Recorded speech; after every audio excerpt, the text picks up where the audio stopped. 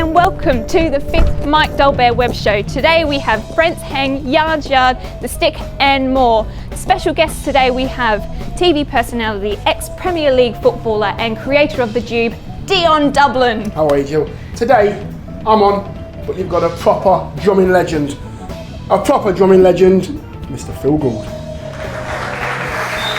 Wow. Hello. Hi, welcome. Thank you very much. Where have you been? You know, here, there, everywhere. Working. Yeah. Well, Working harder than you. well, it looks like it. Well, thank you very much. Thank you, Jill. Great intro. What a sofa I've got today. Look at this. Phil Gould, level 42, and a gentleman that I grew up idolising. I must say that, you know, your playing was a big thing for me when I grew up. And Dion Dublin, ex-Premiership footballer, TV presenter. I didn't grow up idolising you. No, you I'm didn't. sorry, no. Thank you. But we're here today to talk about some music, and thank you guys for turning up today. No pleasure. So, Phil, let's start with you. So let me talk about this. I haven't seen that in a while. Okay, second album, Level 42, The seen that Pursuit waistline in a of while. Accidents. I was going to say, who are these young lads on the back? That's This is my surfer days. Which one is you, Phil? Point out, Phil. Which one's Phil? The handsome one. handsome Look at the one. front. Well, this was back in '82. Okay, Yeah, geez. and after this album, Level 42 changed direction, if you like. You were an instrumental funk band from the Isle of Wight, and it did change direction. Can you tell me why and what happened? Didn't really completely, because the first album was an independent release and it was eventually called The Early Tapes. It came out after our first official release, but that had 3 songs on it and 5 instrumentals. The first official album had 5 songs and 3 instrumentals. That's got 6 songs and 2 instrumentals. So it was kind of dwindling. Okay. And there's on the album we went to. After that, we got this opportunity to go to LA with the Earth, Wind & Fire guys. And there was one track that was going to be an instrumental on that, but then it became kind of a song, you know. So and then that was it for the instrumentals. How did it change? What made you go from instrumental to more vocals? Well, the thing is, when Andy Soiker, the guy from Elite, came in one day. we were rehearsing at Mike's college. We were just jamming. And my brother worked for a record company, and I knew this guy was releasing 12 inches from his record shop in North London, Elite Records. Amazing guy, and he's sadly no longer with us. But he came down, and I borrowed some money, hired a rehearsal room, and he came down and heard this track and said, "I really like that. Why don't you put a top line on it and the lyrics and see if we'll record it?" So we did that, you know. And then we went to the studio. Really weird way to start a band. Went to the studio, did this rhythm track, thinking we would get a singer on this track. And at the end of the day, we all had to go singing it. I was horrendous. Right, okay. My brother was less horrendous. Mike, being a composition degree student, very special, incredible musician, sounded really good, but maybe not the strongest voice. And Mark sang it and sounded really good. And so he put it down. We released it, like 3,000 copies pressed, a 12-inch. Sold those, got a license to Polydor, sold 70,000 copies in the South, and got a 5-album deal. Yeah. So, you know, Mark goes from being a drummer, because he's supposed to be a drummer. That's right. He's He's supposed to be. You use that term loosely, do you? He was an amazing drummer, Yeah. and we grew up together, playing together, because I played a bit of keyboard, he played bass, so we could kind of play together, but we both knew when we got to London, he was going to go off and be a drummer, and I was going to be a drummer. That was it, you know. And then he becomes a singing bass player. So it was quite a weird way to start a band. And when I tell that I don't even want to mention that to young musicians now, because the idea of getting a 5-album deal on the back of one song. And we had 3 options. We're definitely going to make 3 albums. Absolutely going to make 3 albums with 2 options. You know, this just doesn't happen. So after this album, the third, I think you did one more album with the guys, Level 42. No, we did 5. 6 albums together, because that was the second album. Then we went to America with Larry Dunn and Verdi and White from Earth, Wind & Fire, incredible. Had this incredible experience in Los Angeles. Just bring up Lewis Johnson sadly died yesterday. Right, we met him in the car park. Can you imagine, like, a couple of guys from the Isle of Wight, a week from the Isle of Wight, meeting George Duke and Lewis Johnson, who we idolised, you know. And we met Stanley. It's incredible. But Lewis was amazing, sweet guy, amazing bass player, one of the great bass players, off the wall and everything. And even Airto and everybody, you know. But so we went there, and that's when it got serious about writing songs, you know. But even then, with the Chinese Way on that album was like a last-minute addition. We just bacon-saving track. It was like the last day. The lyrics are pretty shambolic, but I had 3 hours to write them. And then we had like on the next album, we had The Sun Goes Down, which was the last-minute edition, and that was the hit. And then Hot Water was a jam that we edited the last. We just scraped our way through with these hits that kept us going. And then on the 5th album, World Machine, we wrote a song called Something About It, which was a genuine hit. We kind of worked out by then how to write songs, you know. Wow. So we were kind of heading towards the song thing, and I was actually pushing that myself because I was really into lyrics, and I was kind of pushing that direction. So because you wrote a lot of the lyrics as well, didn't you? Yeah, a lot of them. My brother did as well. Okay, Dion. So a professional footballer for however many years, 25 years. Some say professional, some say you try. Okay, well, you know, I saw you play, so. I did.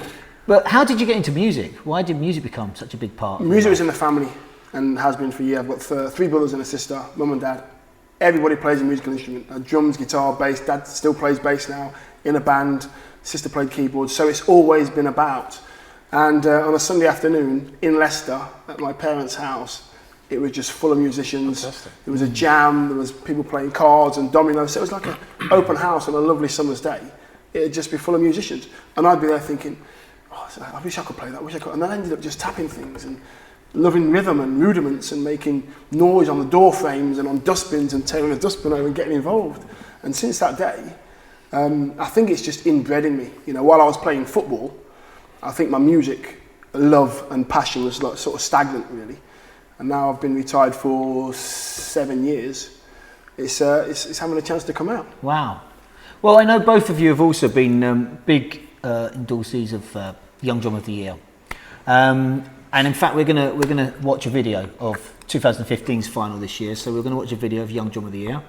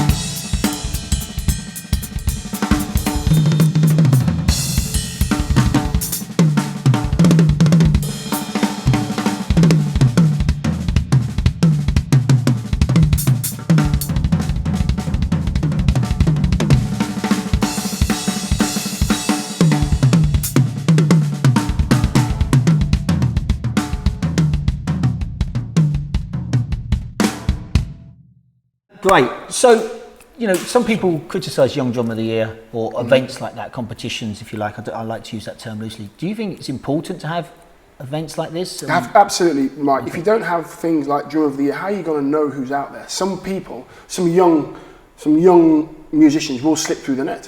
It's the same as anything, footballers. If you don't have any trials for footballers, how are they going to know they're good enough to play the game of football or to play the drums? You've got to give them the chance. You've got to give them the opportunities, the platforms to move forward. You know, musicians want to be footballers and footballers want to be musicians. That's how it works. And with me now being around it and meeting guys like you, I realise how hard it is to get into music, and it's even harder staying in music. It's the same as football. So that's why I support the Young Drum of the Year, and you get to see some unbelievable talent, you know, 14, 15, 16, 17. Yeah. And they're playing the drums like they're playing all What do year. you think? Well, I sort of feel 2 ways about it. One is a lot of people deny the fact that music is a very competitive world. You know, a lot of people say, hey, it's about peace and love and spirituality. I've done festivals. Which it is. I love you. It is all those things. But I've played in, the greatest moment level 42 was headlining Glastonbury. And if we didn't arrive on stage on a Sunday night in Glastonbury and I don't mean to say this in a horrible way, but if we weren't the peak moment and we didn't blow everybody else off, what the hell were we doing then? You know? And that's competitive. You hear, it was a madness, some people, you hear them, you want to go out and, you know, it's in you to do well, you know. So that's the great thing about these sort of events, but it's also, I think the best thing about it, when I did it with you a couple of years ago, was like there's a community feel about the drumming community, which I don't see that in the guitar world, the piano world, you know, but there's something really cool about that. So as long as kids bear in mind, it's not when they arrive and become the young drummer of the year, or they're in the final, that's not it. You know, No, that's there's not, a long way to go. They've not finished. Yeah. But you know, it's again parallels, because my job was to play football. It's standards, you know. You get to where you're right on the dotted line. You're a professional drummer or whatever it may be, footballer. Then you've got to earn the right. Yeah. That's what it is. You've got to earn the right to play at a certain standard. Yeah. You know, when you sign as a professional drummer at 16, like Phil says, it doesn't mean you're going to go and play with the Stones or Level 42. No. You know, you've got to earn the right. Find your way in. Learn, watch, listen. That's how it works in football as well. You can't go and play in the first team because you're not good enough. Pick up traits. You know, watch people, listen to teachers, listen to the best in the world. Then you can start to build your own repertoire up and become an individual. So let's go back to your football stroke music, as you just said. There's a lot of musicians, footballers that I know play musical instruments. Some play drums. Some play badly, Mike, to be fair. Okay. I've heard a few, to be fair. Right? Are we talking about football or are we talking about drums? Okay. But obviously you had a great career, and I think Sir Alex at Manchester United encouraged you all to play musical instruments. Yeah, because we had so much time, Mike. So much time on our hands. Sir Alex signed me in 94, sorry. And it was a great opportunity for me to sign for Manchester United. But we had so much time on our hands. Finished training at 1 o'clock in the afternoon. What were we going to do? He would send the class of 92, the Giggs and the Beckhams and all that. They had to go on cookery courses and, you know, media courses. Great. That's why they done so well. Yeah. You know, they were looked after. They said, I wanted to play the sax. I broke my leg at Manchester United on my Old Trafford debut. I wanted to play music, so I took up the sax. And a lot of other players took up the drums. Yeah. Ian Wright took the saxophone up. Right. Frank Sinclair, drums. Peter Cech plays drums. Yeah. Peter Schmeichel is a very, very good drummer. Yeah. Very, very good pianist as well. So I think the people who wanted to use their time wisely would go and, you know, learn an instrument or something. That's great. Like you said, it's funny how many footballers want to be professional musicians, and all musicians want to be professional footballers. Yeah, I mean, that environment, because like, you know, as a footballer, you go in front of, I mean, Old Trafford even then it would be like 50,000. 50,000. And it's like, I mean, I went to a few football grounds, and I don't think I saw you play, but I did go to Man U around that sort of time. And to think you've got to go out every week, and if you don't do what you're supposed to do, like either put the ball back and it'll stop a goal or something, or contribute to something, you get booed. Yeah. Or you don't get to play next week. I mean, musicians don't have to. I mean, the worst that can happen to us is like if you don't play that great, you come back the next. I mean, people aren't going to boo you. If But you must have done festivals when they didn't want you on the bit. I've been to festivals when I've seen bands be bottled off the stage. Well, so you know, at least they don't throw bottles at you. I mean, I'm not going to the same festivals as you, by the way. Actually, we did get booed off stage once. We supported the police, and the first night we came out, they thought it was the police, and it was us. And we did actually get. We didn't get the stage, but we had things flying and hit off the cymbals, and so I know what that's like. Phil, where did you go? You disappeared from us after the Level 42. I know you're back out there and active again now, but what happened? Where did you go? I was quite active for the first 10 years. It's a long time. But I was writing a lot of stuff. I had a publishing deal, and it just didn't feel right. You know, I was trying to. It was a new world of sampling, and I just didn't sort of fit in. I did a few tracks like that. I did work with Steve White and something. Yeah. But then we went to Dorset in '97. Into the middle of the woods and raise kids. Hang on, not you and Steve White. I just want to make that quite clear. I mean, Steve, I'm the best man at his wedding, but that's as far as. But like I was writing, and then just time went on, and then I divorced, and then I had the kids with me, and it was life just could take a different route, and you just got to go with it, And then I moved back to London in 2010, and just picked it up again, But I've got I play the piano. I've got iPhones and computers full of bits of ideas and finished songs and. Well, I'm pleased. I was always been creative, and I'm pleased you're back. Yeah, and it's nice to be back. And you and Ash and Jeremy and Carl Brazil, particularly these three, you four actually, the reason why I'm kind of active as a drummer again. Wow, I don't think so. I think you're active as a drummer because you. Well, but I mean, got something there. You had me do that show, but it's going to really help me kind of like, oh yeah.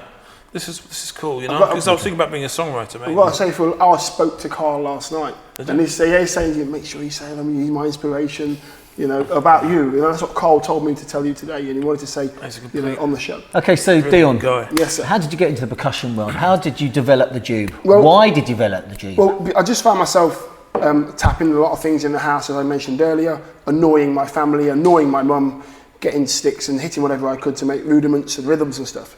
After training one day at Norwich, I decided to go right instead of going left to my flat. I went right. I went to a very well-known hardware store, got 6 pieces of wood, hammer and nails, and I built a box. Right. Just a square box.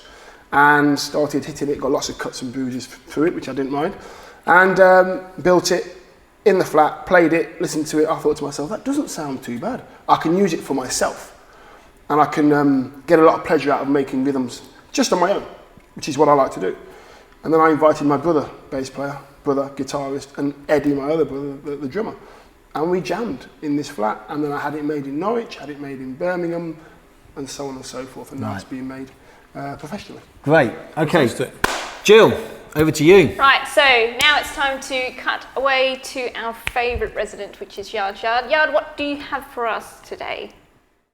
Hi Mike and Jill. Today our episode of Yard's Yard comes from the Royal Albert Hall for a run of shows with Eric Clapton with Steve Gadd on drums, and this is the cockpit of the world's favourite drummer.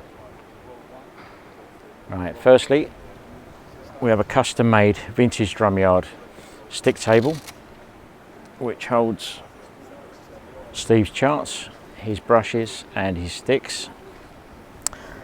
And then from there we go on to his favourite set of hi-hats, some A Customs with a A Custom bottom hat with 6 rivets. And then we have a A Custom 15-inch cymbal with 6 rivets again, 8 rivets actually. And then a K Custom Dark Crash. And then we have Steve's drums, which are all SG 30th anniversary, made in Japan. And we have his 14x5 steel snare, his 12-inch tom, 13-inch tom. He's got a 14-inch floor tom and a 16-inch floor tom, both on legs, which is a change from his usual stand mounted. And then we have another custom stick table on this side with his timer metronome, which I operate, his set list and his double pedals. And then we have a beautiful 20-inch classic orchestral ride cymbal, and then a 20-inch K Zildjian Constantinople, which he also uses as a ride. And then to finish that off, we have the K Dark Crash fin. Beautiful cymbals, all made by the Zildjian company. And he's got a 22-inch bass drum. All heads are coated ambassadors, top and bottom.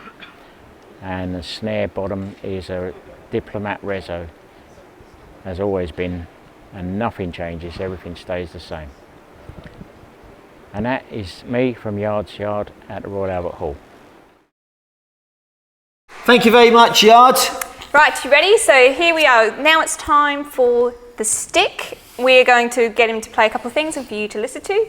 So we're going to start off with kit A is a cocktail kit, and kit B is, it's more a traditional kit, but it comes in smaller sizes. So I'm going to ask Stick to play kit A for me, please.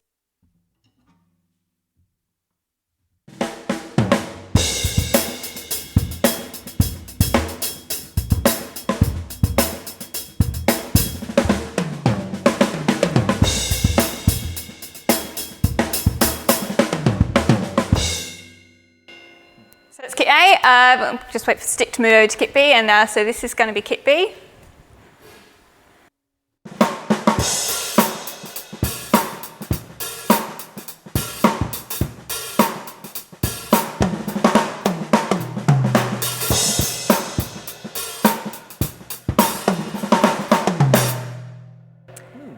Right, so which one did you prefer? What did you like about the sounds?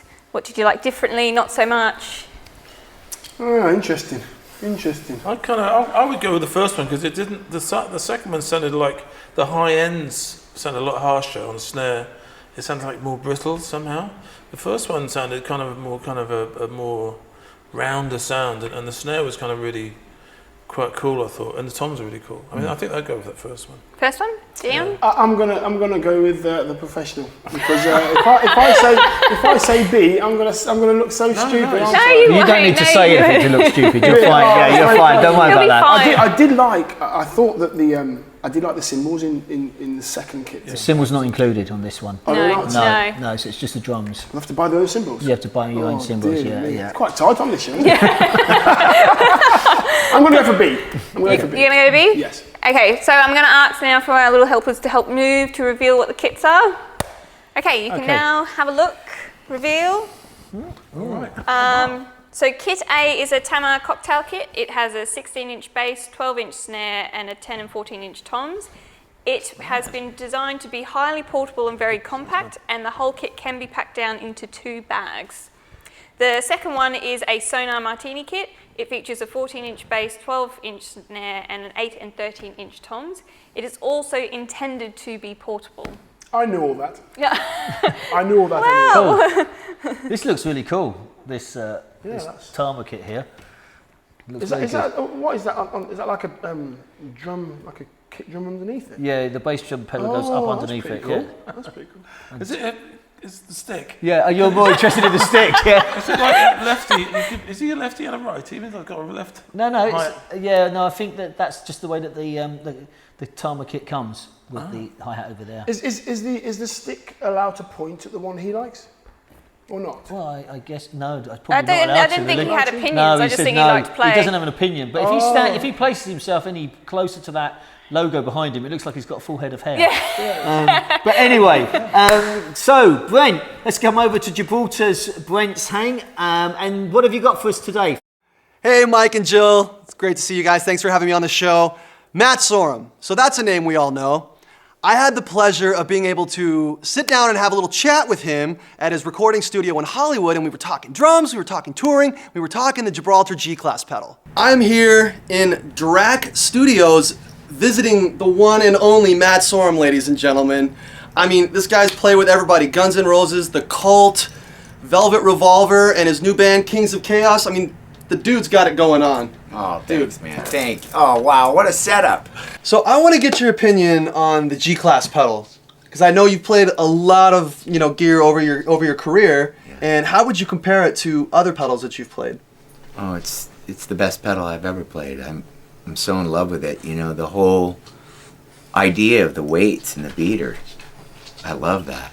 I took them out of the box and I played them at a show without even trying them. I just got them out. I played this show at the Avalon, like 1,000 people, pretty big gig. And I'm like, I put them on at sound check. I'm like, I'm in. And it was killer, and I had them on both kick drums, and they were really even. They showed up out of the box really even, and it just felt like part of my foot, It wasn't like I wasn't struggling with any is the spring too tight? And it was really easy adjustment. I did a couple of quick little adjustments, really easy to adjust. And I did mess with the weights a little bit. You can take out in the beaters, you can adjust with the weights. You can take one weight out. I don't know the exact weight of each.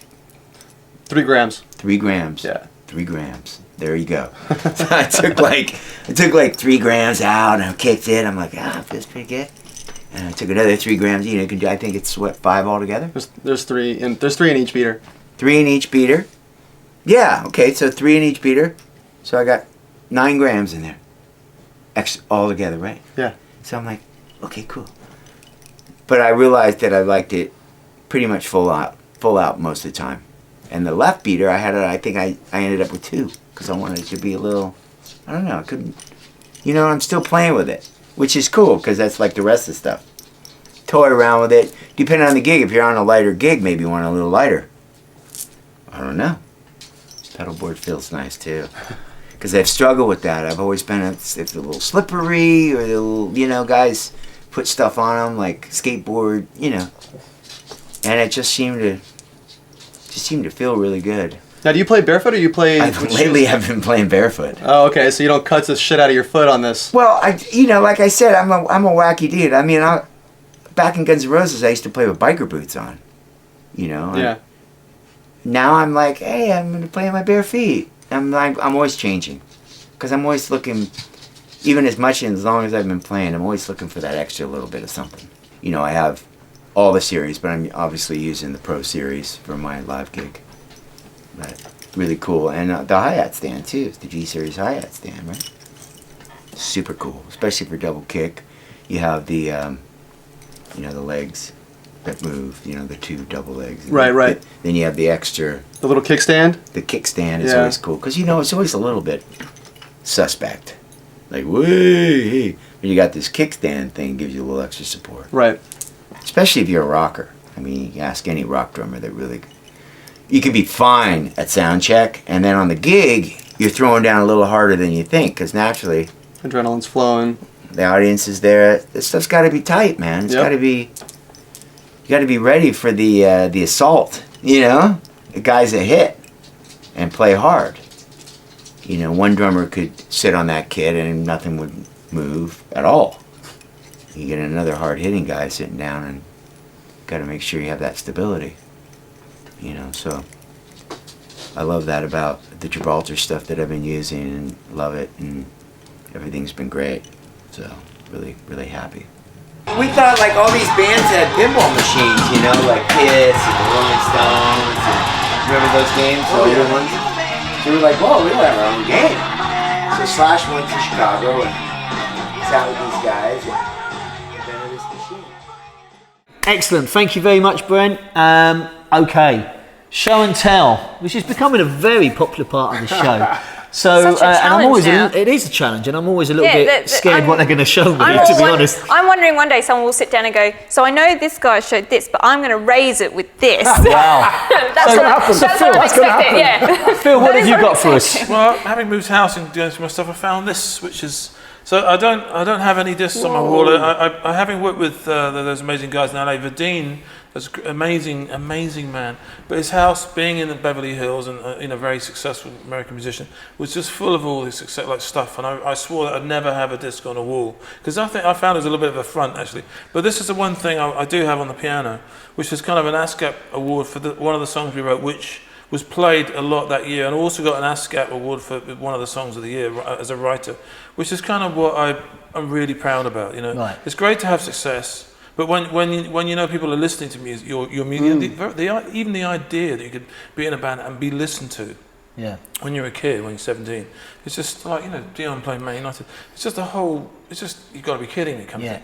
But actually to have a record that people genuinely relate to, and then like it's played a lot, and particularly in America, because we all love America, was a really big thing. So I have that Something around. About You as well. Yeah, Something About You, Yeah. which was written by the entire band. The idea originated by me and Mike, and then Mark did that, and Wally did that. So I'm very proud of the fact that the most enduring song was a real collective 1142 piece. It wasn't me or Mark or something. And it was a great moment, to have. So as inspiration, and it's all beat up, and I had to glue it back together. And I kind of like the fact that it's just kind of weathered the storms of maybe 3 house moves and things. See, I had no choice when I was younger but to listen to Level 42. Right. Because my brother had all the albums, loved the way you played, loved Mark King, slapping the bass and all the, the solos, and that was one of the tracks I had to listen to over and over. So so if I got you to sing it. Oh, listen, get me a mic. You've got a mic. Okay, Dion, what have you got to show us? I've got something. Unfortunately, it's away from music. Okay. I have brought along. Wow. Oh my God. My very first England cap in 97, 98. Was you born? Played for England. Yes, I was born. Okay, just checking. You born? Yes. Yes, I was at least 10 by that point. Pre-you. Yeah. And this is what you get. So you get like the old. Yeah, you get yourself an actual cap. A little bit of a tassel. Have they changed at all? I don't think they have. Of course you can, sir. Of course you can. Jesus. So yeah, that's what you get. But when I walked out for my country at Wembley, 95,000 people there, number 9 on my back, and the 3 lines, amazing. And when you turn as a professional footballer, that's all you want to do. Yeah. That's your big goal. Yeah. Be a professional, play for your country, and I was very fortunate to do it. You still got the shirt? Still got the shirt in glass. Wow. In my house. You didn't want to swap that with anybody? No, I thought I'd keep that one. Yeah. I'll keep that one. Okay. And the other thing is this.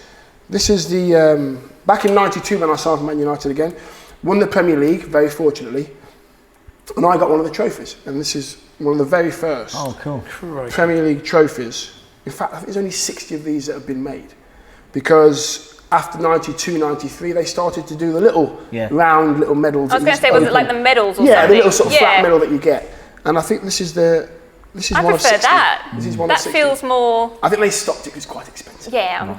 So that's got my name on it, 92, 93, and things like this. That's why I feel incredibly emotional. And do you have these displayed, or are you a bit like Phil? And, these are in a safe. These are in a safe. They're in the safe. They're in a safe, okay, locked away. Yeah. Not in Hatton Garden, hopefully. No. They're in your house, actually. Nobody knows. So yeah, they're the two things that I hold very close to my heart. Dear. Brilliant, excellent. Thank you very much. Thank you for sharing that with us. Okay. So, news time. So the big news this time around is BB King sadly passed away at the age of 89. I've got to get that right because I said it wrong. I think my dyslexia got the better of me. But he sadly passed away at the age of 89. Obviously he lived a very big life. I definitely think young musicians for the future to come will still learn so much from his music and what he brought from just everything he did. But I was doing a bit of research on him, and I found out that his actual name is Riley B. King, meaning BB King was introduced as he was a player. And I wanted to see if anyone in the couch actually knew what the BB and BB King stood for. No. No, actually, hold it a sec. Don't pull out your phone. No, I did. Cheater. No, go on. Okay, so when he worked with WDIA as a singer and disc jockey, he gained the name Beale Street Blues Boy, which was later shortened to Blues Boy and finally BB, and it was there that he then first met T-Bone Walker, which he then went and did play for. And that's how he got the name. So it's all because he was a disc jockey, and then it kind of... You know, back in the day, there was so many names like that, weren't there? You know, Lockjaw. Yeah. There was Lockjaw, and there was my favourite saxophonist of all time was a guy called Eddie Vinson. But Eddie Vinson had shaved his head, so they called him Eddie Cleanhead Vinson. Right. And Eddie Vinson and Michael Jordan are the reason why I shaved my head. Not because of me? No, not because of you. I'd like to say yes. I'd like to say yes, right, but just a little bit later on.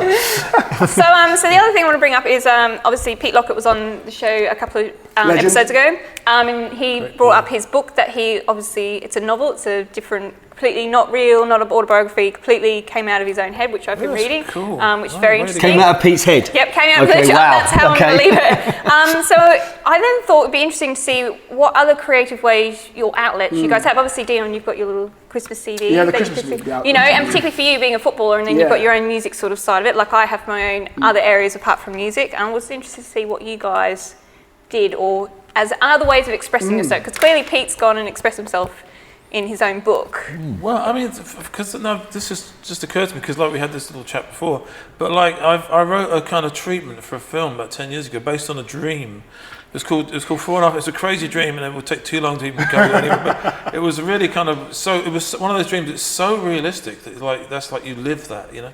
And we did a whole thing with all these characters. And as a guy I'm working with, Guy Press, who's this filmmaker who's about to make a film in Ireland, and we talked about doing a treatment for this idea. So maybe because I'm very very impressed with Pete for doing that. Yeah. And believe me, it's very it's very interesting but very bizarre. Like I really would love to have a conversation with him on how he actually developed the story that I'm currently reading. Well, to be honest with you, after seeing Pete's show and tell, anything goes on in that head. Yeah. What was that? Oh, you've got to see the show. Okay. Dion.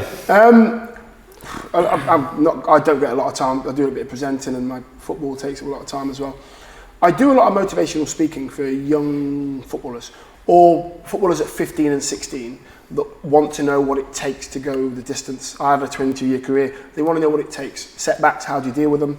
The money side of things, wrong influences in and around you that want to just tag onto your name and your hopeful career. So yeah, I try and steer them in the right way, and I get a lot out of that, actually, taking the time just to give that a little bit back. Oh, cool. Cool. I think mine's probably maybe my fitness, although it's not. It's a different format, but I need that time to switch off from everything else I do. Well, I know you said to me that's when you do your thinking of even of when you need to come up with things. I've called you so many times, and I can't talk. I'm running. You're always out running or in the gym. Well, not always, but He's always you know my tweeting, times. run done. But it's for me. for me, that's when my ideas come and I feel, and I'm on my own. I don't know why I answer the phone to you, to be honest, because I don't answer the phone to anybody normally. I think I've got the wrong number. Okay, maybe. Great. Okay, excellent. Now, I want to do this section now where use it or lose it. Now, this section is I'm going to show you something, and I'd like you to see if you would use it in your day-to-day job or take it home or etc. etc. And I've got something slightly different for you today. We've got this new board game for drummers that's just come out here by Rock Science. Okay, it's called Drum Trivia Game, and here we go. So it's like Trivial Pursuit, but obviously for drummers. And I thought instead of we'd start off by maybe asking a few questions. Okay, so here's a question for you regarding Steve Gadd. Legend. So it says poser, fan, or scientist. Well, you're definitely not a poser. Okay, you are a fan, but I know you know the answer. So I'm going to go for the scientist, which is the tricky one. Right, okay. Gadd played on a 2000 album by Eric Clapton and B.B. King. What is the name of that album?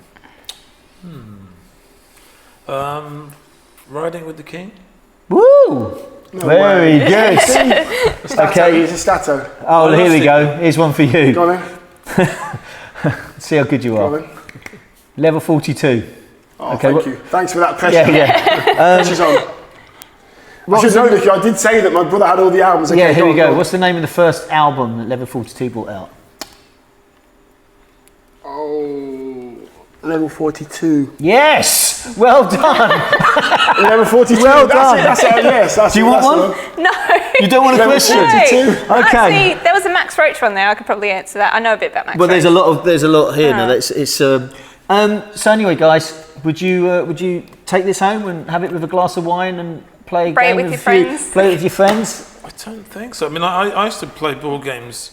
You know, when I was a kid, it was like we didn't actually have a TV until I was 15. It was amazing. Right. So that's what we did as a family. So it's put you off for life. But I don't think I'd do it now. Because Okay. I don't think I could even remotely interest any one of my kids in this. Okay, but you couldn't get Jeremy Stacey and couldn't get Ash Jeremy. and all the guys round to play. That would be a laugh. Wouldn't it? That would be fun to get a bunch of drummers around and do it Well, on camera. I think that's the and see what idea. Well, happens. yeah, that'd be cool. Well, you'd get that, you know, Phil and the lads would get it, and they'd be asking, you get questions asked on yourself. Yeah. It's all about Yeah. your band, Yeah, like Ash's this, yeah. band. Yeah. I think you'd get away with giving this to people that are not musos, Right. Okay. so they can, you know, learn something new. I think that's the best thing to do. If you give it to you guys, I feel they're going to go, oh, that's level 42. Oh, Probably a that's good Christmas present, actually.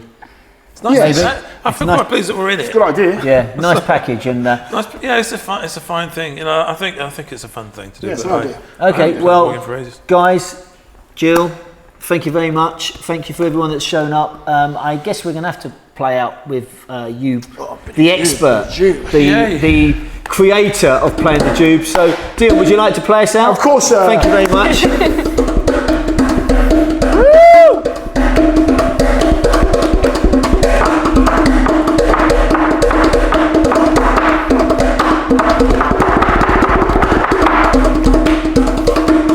Thank you, everybody. Thank you for today's show. We'll see you here next time. Thanks to my guests, Dion Dublin, Phil Gould, Jill Bennett. Thank you, everybody. See you next time. Thank you. Woo!